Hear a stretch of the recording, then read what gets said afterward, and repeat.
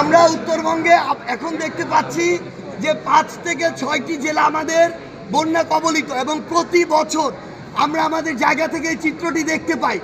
এমনটি নয় যে এই বন্যাটি আসলে হবে, যে কোনো আপনি ব্যবস্থা নেন তা হবে, এমনটি নয়।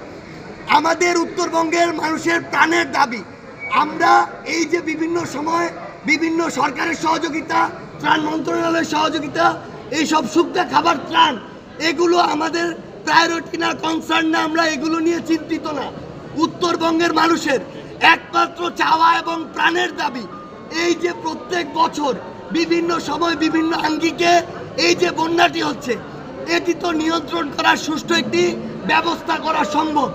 এই জন্য উত্তরবঙ্গের মানুষের চাওয়া, আমরা সুস্পষ্টভাবে একটি তিস্তার যে মহাপরিকল্পনা, সেই মহাপরিকল্পনাটি চাই এবং সেটির বাস্তবায়ন চাই।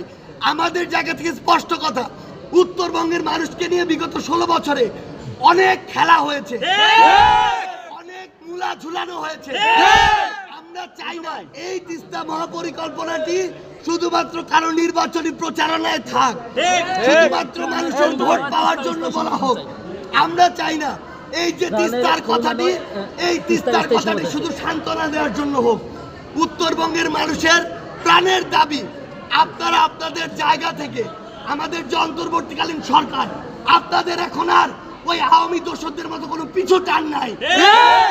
কারো সাপোর্টে আপনাকে ক্ষমতায় টিকে থাকতে হচ্ছে, আপনাকে ক্ষমতায় বসিয়েছে বাংলাদেশের ছাত্র জনতা।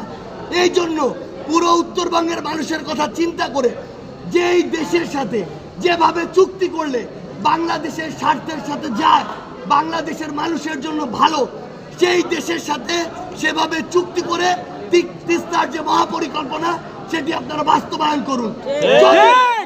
যদি কোনো দেশ, কোনো সংস্থা কিংবা কোনো একটি গোষ্ঠী